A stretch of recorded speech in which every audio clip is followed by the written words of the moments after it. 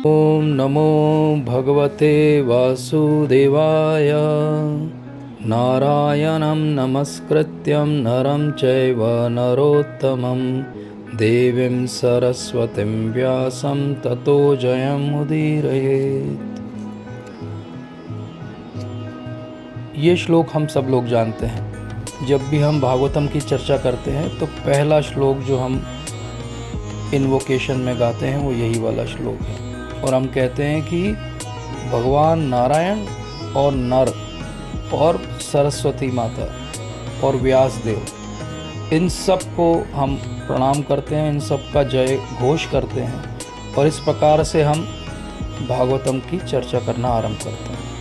भागवतम को महाप्रभु कहते हैं कि ये अमल पुराण है, इसमें कोई भी मल नहीं है, कोई भी कैटव धर्म की चर्चा नहीं है। इसी के साथ महाप्रभु इसको कहते हैं कि अमल प्रमाण भी है, अर्थात जब भी कोई शंका हो शास्त्रों में तो जो भागवतम में लिखा है उसको सबसे सर्वोपरि मानना चाहिए। महाप्रभु की अनुगत्य होकर सनातन गोस्वामी ने श्री कृष्ण लीला स्तव नामक पुस्तक की रचना की और उसमें भागवतम के बारे में बहुत ही सुंदर तरीके से व्याख्या दी। उन्होंने भागवतम के बारे में कहा कि सर्व शास्त्रब्धि पीयूष, सर्व वैदेक सत्फला, सर्व सिद्धांत रत्नाध्या, सर्वलौकिक दृक्पदा। तो भागवतम कैसी है? सारे शास्त्रों का अगर एक समुद्र मान लिया जाए और मंथन किया जाए तो उससे जो निकल के आएगा अमृत रूपी वो भागवतम है। सारे वेदों को अगर एक कल्प वृक्ष मान लिया जाए तो उसका जो फल होगा वो भागवतम है। सारे सिद्धांतों को अगर रत्न के समान मान लिया जाए तो उसमें जो सबसे सुंदर सबसे अमूल्य रत्न होगा वो भागवतम के सिद्धांत का जो है वो प्रमाण है। और सर्वलौकिक दिक्पदा, सारे संसार को अगर कोई दृष्टि प्रदान कर सकता है इस दिग्भ्रमित जगत को तो वो कौन है? वो भागवतम है। उसी में आगे सनातन गोस्वामी कहते हैं सर्व भागवत प्राण श्रीमद् भागवत प्रभु कली द्वंद्व आदित्य श्री कृष्ण परिवर्तिता। तो ये क्या है? भागवतम श्री कृष्ण परिवर्तिता है। भगवान श्री कृष्ण ही परिवर्तित होकर फिर भागवतम के रूप में आ गए। तो भागवतम और भगवान कृष्ण को अभिन्न ही समझना चाहिए, ऐसा सनातन गोस्वामी हमें समझाते हैं। और अगर हम अपने आप को वैष्णव कहते हैं तो सर्व भागवत प्राण, तो हमारा प्राण क्या होना चाहिए? भागवतम होना चाहिए। अर्थात अगर हमारी भागवतम की उस दिन की पढ़ाई नहीं हुई है तो हमें लगना चाहिए कि हमारे अंदर तो प्राण ही नहीं है। हमारा प्राण क्या होना चाहिए? भागवतम का अध्ययन करना होना चाहिए।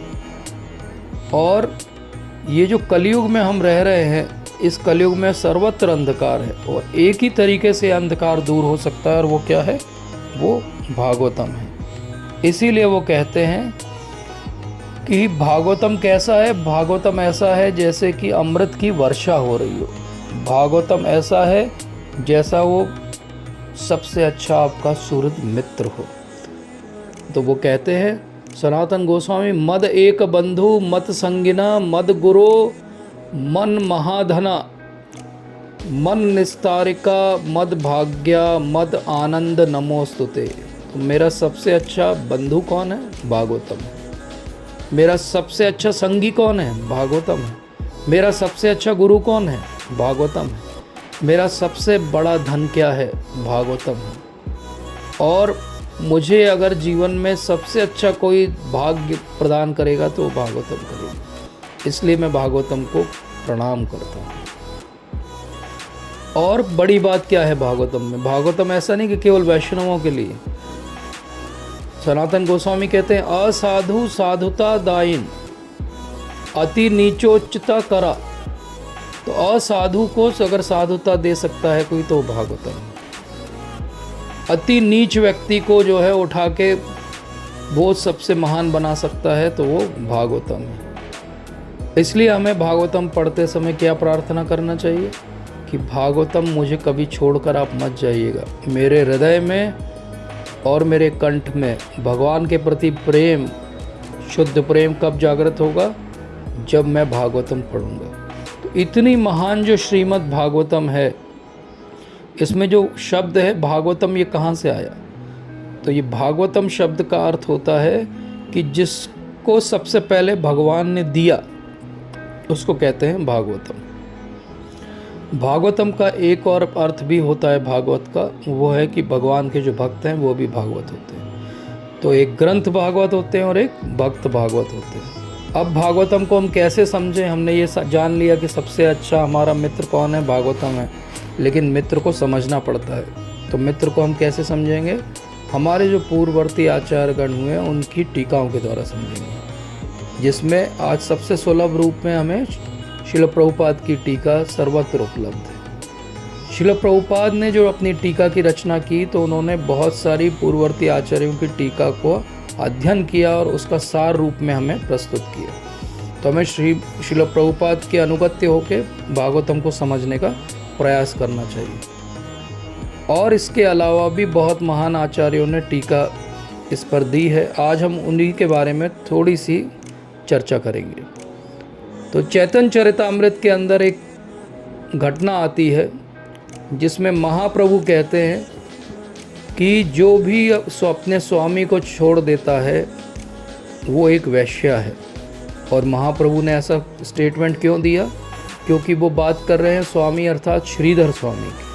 तो श्रीधर स्वामी 12वीं शताब्दी में हुए और ये एक वैसे विष्णु स्वामी जो वैष्णव संप्रदाय है उसको बिलोंग करते थे, लेकिन उन्होंने बहुत ही सुंदर टीका लिखी भागवतम के ऊपर जिसका नाम है भावार्थ दीपिका।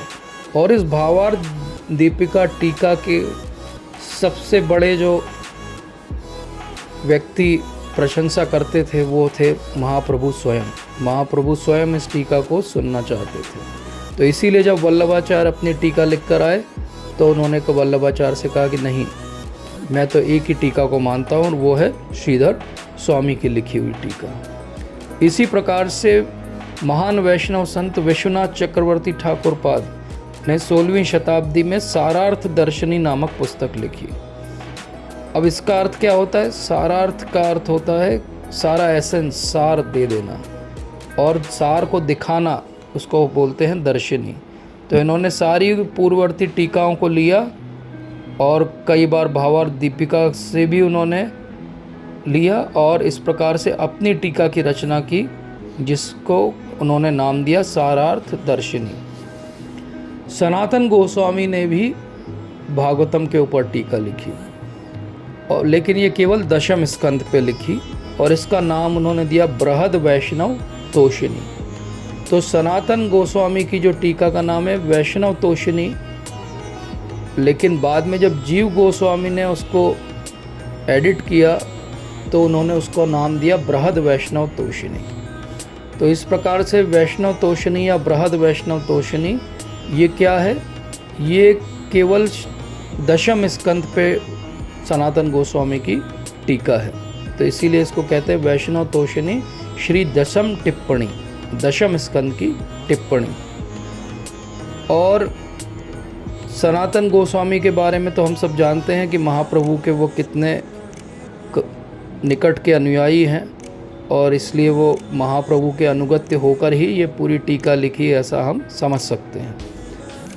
और सनातन और रूप गोस्वामी के जो प्रमुख शिष्य हुए वो थे श्रील जीव गोस्वामी। तो श्रील जीव गोस्वामी ने बृहद वैष्णव तोषिणी को स्वयं सनातन गोस्वामी के निर्देश पर उसको मॉडिफाई किया, रिवाइज किया और उन्होंने एक पुस्तक की रचना की जिसको कहते हैं लघु वैष्णव तोषिणी। तो लघु इसलिए क्योंकि बृहद वैष्णव तोषिणी तो पहले ही सनातन गोस्वामी जो है वो लिख चुके हैं। तो जीव गोस्वामी ने इसमें क्या चेंजेस किए? जीव गोस्वामी ने ये चेंज किए कि श्रीधर स्वामी की कुछ टीकाओं में कहीं कहीं वैष्णव फिलॉसफी के अलॉन्ग बात नहीं की गई थी। तो जीव गोस्वामी ने उतना हिस्सा मॉडिफाई किया उसका, और उन्होंने जो टीका लिखी वो पूरी तरीके से इस प्रकार से लिखी जैसे कि रामानुजाचार्य ने, अर्थात एक वैष्णव संप्रदाय के द्वारा लिखी गई टीका को उन्होंने अपना आधार बनाकर लिखी। तो ये बहुत महत्वपूर्ण था और ये इस कारण से क्या हुआ कि हमारे पास अब एक वैलिड वैष्णव संप्रदाय की टीका उपलब्ध थी। इसके अलावा हम जानते ही हैं कि जीव गोस्वामी बहुत महान आचार्य हुए और उन्होंने 4 लाख से ज़्यादा श्लोकों की रचना की।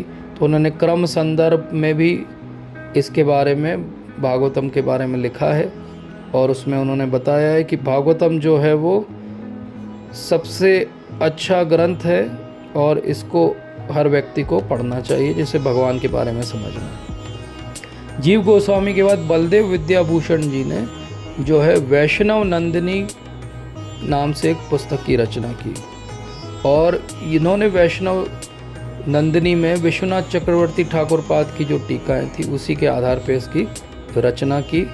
और एक श्रीनाथ पंडित हुए जिन्होंने चैतन्य मत मंजूषा नामक पुस्तक लिखी, जिसमें कि एक्चुअली टेक्निकली ये पहली गौड़ वैष्णव संप्रदाय की टीका थी भागवतम के ऊपर। और फिर उसके बाद में चैतन्य मत मंजूषा लिखने वाले जो व्यक्ति थे ये थे श्रीनाथ पंडित, जो कि श्री अद्वैत प्रभु के शिष्य थे और कवि कर्णपुर के गुरु थे। भक्ति सिद्धांत सरस्वती ठाकुर पाद ने भी एक कमेंट्री लिखी और उसको कहते हैं वो तथ्य। तो इसमें समय समय पे उन्होंने इसके बारे में चर्चा की है। और भागवत तात्पर्य एक माधवाचार्य की कमेंट्री थी, उस पे भी उन्होंने कई बार अपनी कमेंट्री दी है।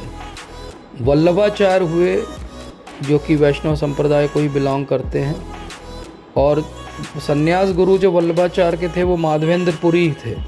तो इस प्रकार से माधवेंद्रपुरी, और आज हम जानते हैं कि गोवर्धन में जो भगवान के विग्रह मिले थे जो अब नाथद्वारा में राजस्थान में हैं, वो वल्लभाचार्य के द्वारा उनकी पूजा की गई और उन्होंने जो मार्ग बनाया उसको कहते हैं पुष्टि मार्ग। और पुष्टि मार्गी जो व्यक्ति हैं वो वैष्णव ही हैं और वल्लभाचार्य ने भी अपनी एक टीका लिखी और उन्होंने इसके लिए सुबोधिनी नाम दिया। और इस सुबोधिनी टीका में उन्होंने बृहद वैष्णव तोषिणी जो सनातन गोस्वामी की थी उससे बहुत कुछ उन्होंने चर्चा की। तो इस प्रकार से हमारे महान इतने आचार्य हुए, इन सब ने टीका लिखी। और शिल प्रभुपाद ने जब अपनी टीकाओं की रचना की तो सोचिए कि वो इतनी सारी सब टीकाओं को पढ़ते थे। पहले ये सब टीका संस्कृत में लिखी हुई हैं, तो प्रभुपाद पहले ये सारी संस्कृत की टीकाओं को पढ़ते थे और फिर आज के लोगों को समझ में आए ऐसी भाषा में उस टीका की रचना करते थे जो आज हमारे सम्मुख है। शिल प्रभुपाद अपने आराम करने के समय को, अपने सोने के समय को छोड़ के और इन टीकाओं की रचना करते थे। और आज ये स्थिति है कि हम उनको पढ़ना नहीं चाहते, या हम पढ़ते हैं तो हमें नींद आ जाती है। तो हमें ये ध्यान देना चाहिए कि हम क्या महत्व को समझे भागवतम के।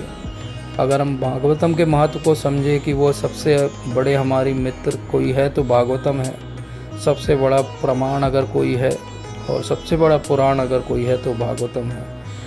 और अगर ऐसा नहीं होता तो इतने सारे आचार्य जिनके बारे में हमने आज चर्चा की वो इतना सब ग्रंथों की रचना नहीं करते, अपना इतना समय नहीं देते इसमें। तो हमें तो कुछ नहीं करना है, हमें तो केवल इन सारे ट्रांसलेशंस को पढ़ना है। कम से कम शिल प्रभुपाद की पुस्तकों को ध्यान से पढ़ना है और सार रूप में शिल प्रभुपाद ने वो सब हमें दे दिया जो पूरी परंपरा से आज तक आया है। तो आप सबसे यही विनती है कि भागवतम को ध्यान से पढ़िए, अच्छे से पढ़िए और अपनी भक्ति में प्रगति का अनुभव करिए। धन्यवाद। हरे कृष्णा।